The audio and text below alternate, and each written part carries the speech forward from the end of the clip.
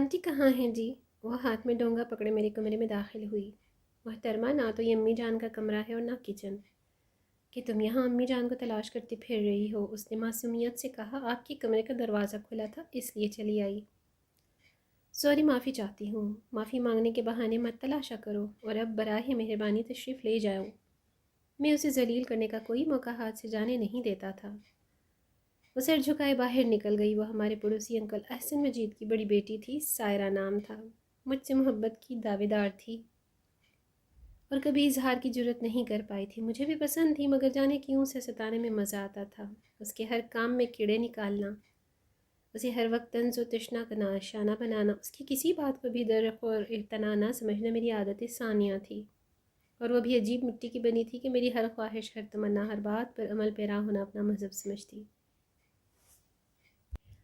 جمیلہ، یہ کیا واہیات کلر پہنا ہوا ہے؟ میں نے چھوٹی بہن جمیلہ کے گلابی لباس پر طنز کیا۔ عورتوں کو صرف کالا لباس جچتا ہے، سمجھی؟ جمیلہ کہاں چپ رہنے والی تھی، جھٹ بولی۔ بھیا، یہ رو اپنی ہونے والی جورو پر جھاڑنا، میرا جو جی چاہے گا پہنوں گی۔ وہ جمیلہ کی گہری سہیلی تھی اور اس وقت بھی جمیلہ کے پاس بیٹھی تھی، زرد رنگ کے لباس میں سرسوں کے پھول کی مانند کھلی ہوئی سورج مکھی کے پھول کی جڑواں بہن لگ رہی تھی۔ میری بات پر تبصرہ کیے بغیر خاموش بیٹھی رہی۔ یوں لگ رہا تھا جیسے اس سے کوئی گناہ سرزد ہوا ہو۔ شام کو جب وہ جمیلہ سے ملنے آئی تو کالے لباس میں تھی، اور اس کے بعد میں نے اسے ہمیشہ کالے لباس میں ہی دیکھا۔ امی جان، کبھی کسٹرڈ بھی بنے گا اس گھر میں؟ کھانے کے بعد میں نے حسب عادت واویلا کیا۔ اے لڑکی، باولا ہوا ہے کیا؟ رات میٹھے میں کسٹرڈ ہی تو بنا تھا، اتنی جلدی بھول گیا؟ امی جان نے سخت برا مناتے ہوئے کہا، حالانکہ وہ نہیں جانتی تھی کہ میں یہ کسے سنا رہا ہوں۔ سائرہ اس وقت جمیلہ کے کمرے میں موجود تھی اور ناممکن تھا کہ اس نے میری باتوں پر کان نہ دھرے ہوں۔ دن کبھی بن جاتا تو کیا ہم غریب ہو جاتے؟ میری تکرار جاری رہی، یہ کبھی نہیں سدھرے گا۔ امی جان بڑبڑاتے ہوئے کچن میں گھس گئیں۔ شام کو کسٹرڈ کڑوں گا امی جان کے حوالے کرتے ہوئے وہ کہہ رہی تھی، آنٹی آج امی جان نے کسٹرڈ بنایا اور کہا میری بہن کو بھی دے آؤ۔ شکریہ بیٹی، ادھر فریج میں رکھ دو۔ میں خود بنانے لگی تھی، ثاقب کی ضد ہے۔ روزانہ کبھی بنانا یاد رہتا ہے، کبھی بھول جاتا ہے، اور جس دن بھول جائے آسمان سر پر اٹھا لیتا ہے۔ ڈونگا فریج میں رکھ کر وہ جمیلہ کے کمرے میں گھس گئی، اور اس کے بعد ہر دوسرے دن انکل احسن کے گھر میں کسٹرڈ بننے لگا، جس سے ایک ڈونگا ہمارے گھر بھی لازماً آتا۔ دونوں گھروں کے تعلقات اتنے اچھے تھے کہ اس بات کو امی جان یا ہمارے گھر کے کسی دوسرے فرد نے اہمیت نہیں دی تھی۔ زہر لگتی ہے مجھے عورتوں کے ہاتھ پر مہندی۔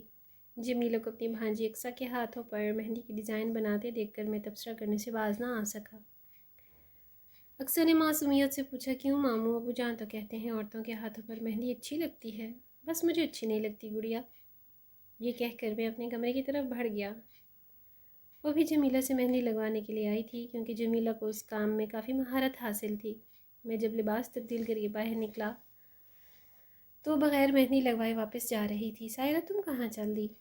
جمیلہ نے حیرانی سے پوچھا۔ مہندی نہیں لگوانی باجی، کل لگوا لوں گی، ابھی مجھے ایک کام یاد آ گیا ہے، کہہ کر وہ باہر نکل گئی، اور پھر وہ کل کبھی نہ آ سکی۔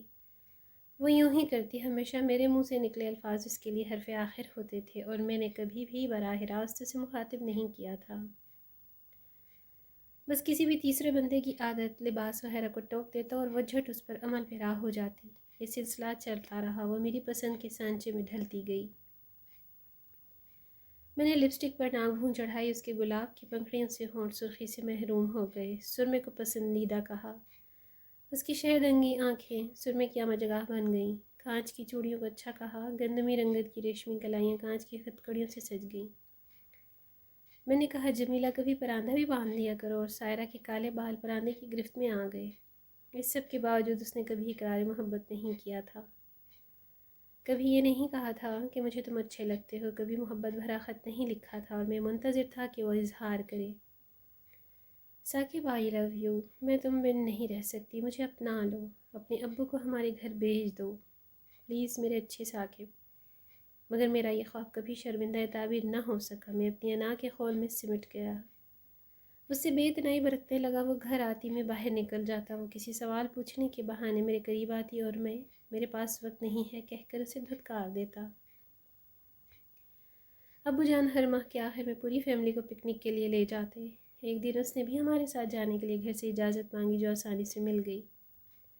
مگر میں اس دن طبیعت کی خرابی کا بہانہ کر کے رک گیا۔ میں اسے احساس دلانا چاہتا تھا کہ وہ میرے لیے کتنی قابل نفرت ہے، اور یہی طریقہ تھا جس سے وہ میرے قدموں میں جھک جاتی، محبت کی بھیک مانگتی، میری انا کو تسکین ملتی،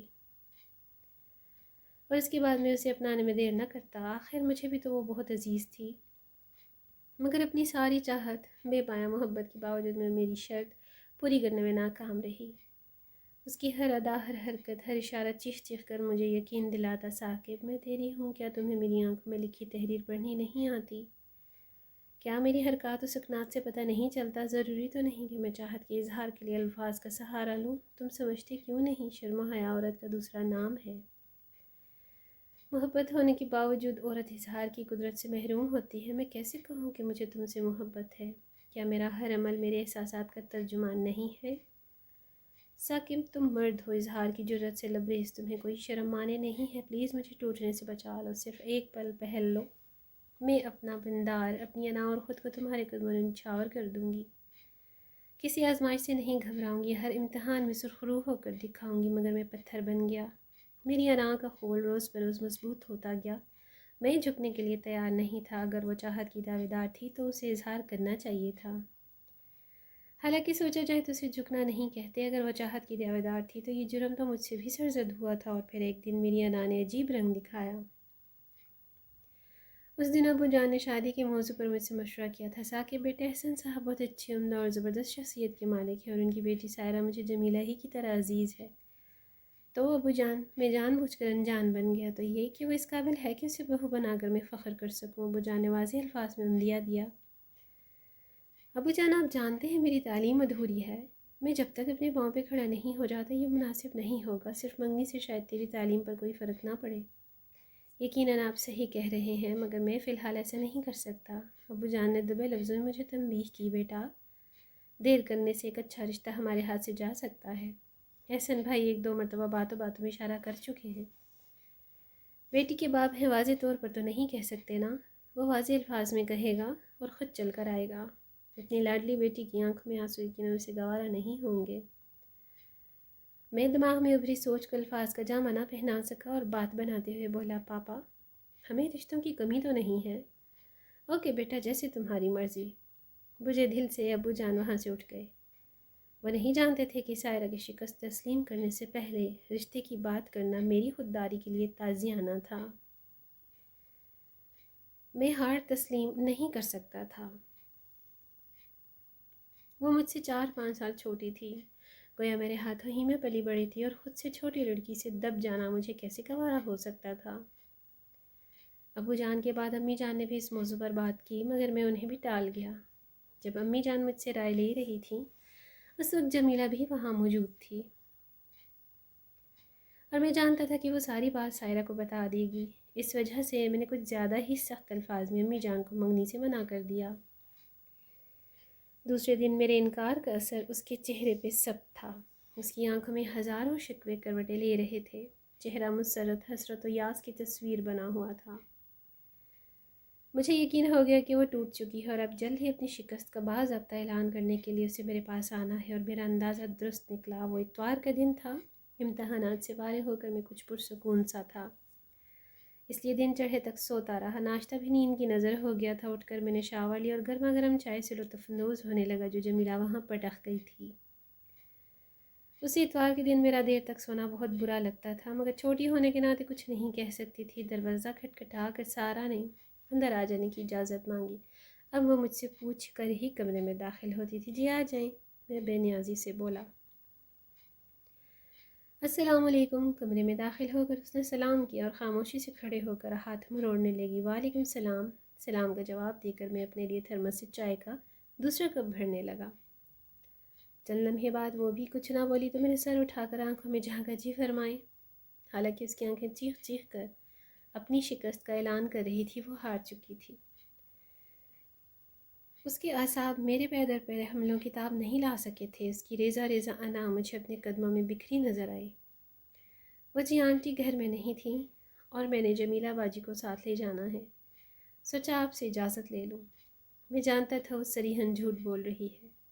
امی گھر میں موجود تھیں، وہ اظہار محبت کے لیے آئی تھی، مگر اظہار کی جرت نہیں کر پائی تھی۔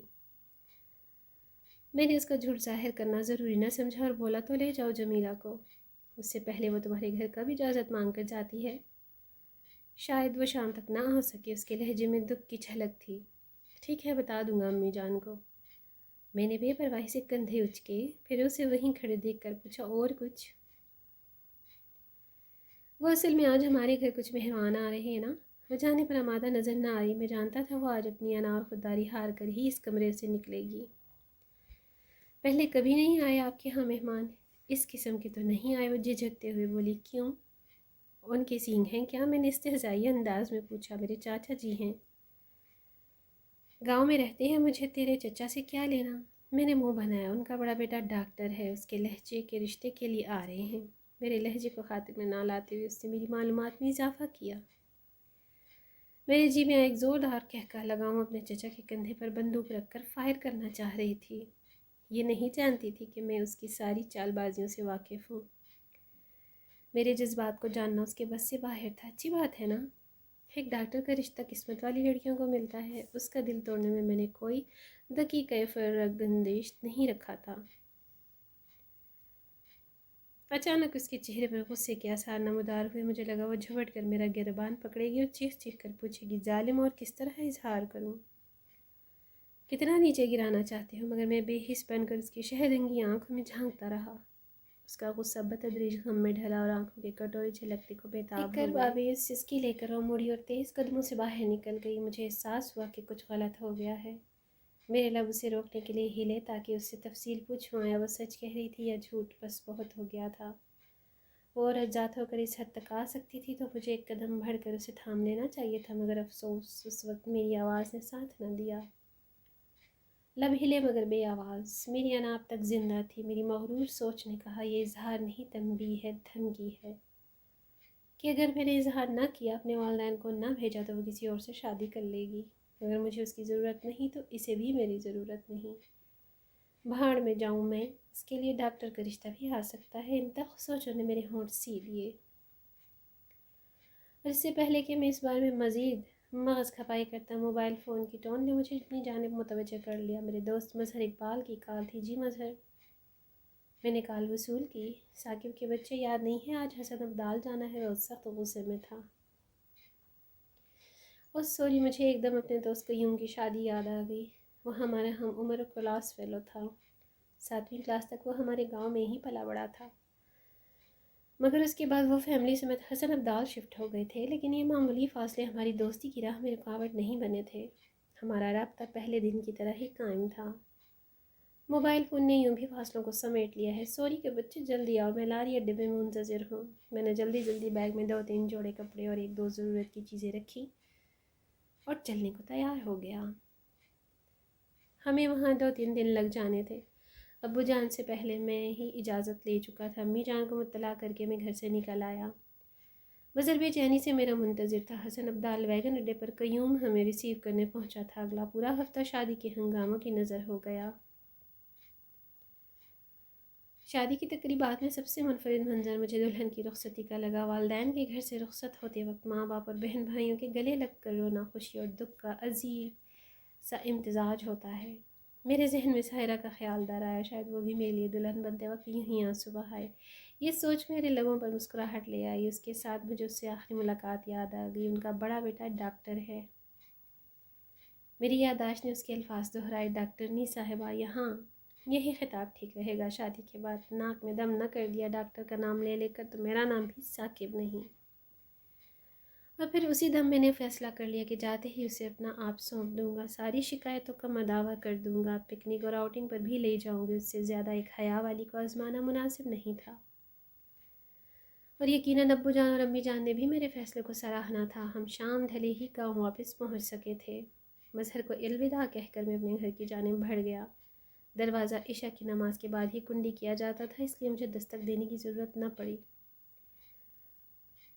گھر میں داخل ہوتے وقت مجھے عجیب سا احساس ہوا، جیسے کوئی بھی موجود نہ ہو۔ اپنے کمرے کی طرف بڑھتے ہوئے میں نے امی جان کو آواز دی، امی جان میں آ گیا ہوں۔ عجیب رشتہ ہے، ماں کبھی اولاد جتنی بھی بڑی ہو جائے ماں کی شفقت کی محتاج رہتی ہے، مگر میری پکار کے جواب میں ابو جان کمرے سے نکلے۔ ٹھیک ہے بیٹا، تمہاری امی اور جمیلہ احسن صاحب کے گھر گئی ہوئی ہیں اس وقت؟ مجھے حیرانی ہوئی مگر ابو جان میرے سوال سے پہلے اپنے کمرے میں غائب ہو چکے تھے۔ میں سر جھٹکتا ہوا اپنے کمرے میں داخل ہو گیا۔ عشاء کی اذان کے بعد امی جان اور جمیلہ بھی واپس آ گئیں۔